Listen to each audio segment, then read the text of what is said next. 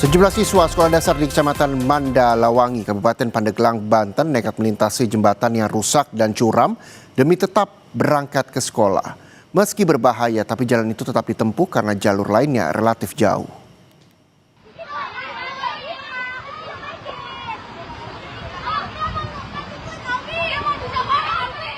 Rombongan siswa SD ini ramai-ramai nekat menyeberangi jembatan yang ambruk di Kampung Kadu Pandak, Desa Sinarjaya, Kecamatan Mandalawangi, Pandeglang. Keterbatasan akses membuat anak-anak ini nekat menyeberangi jembatan rusak.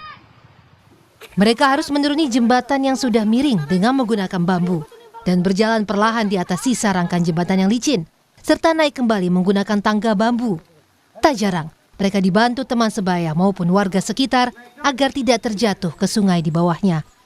Meski dinilai berbahaya, namun cara ini terpaksa ditempuh karena jalan yang lain relatif jauh. Itu terus jalan pintasnya itu cuman ke sini, kalau ke sana kan mesti kejauhan. Pak, tadi banyak juga anak-anak sekolah ya yang berangkat? Iya. Terpaksa lewat sini, terpaksa anak sekolah itu. Warga pun berharap jembatan bisa segera diperbaiki. Akses lain kayaknya ini sangat jauh lah. Sebenarnya jauh, muter, memakan waktu.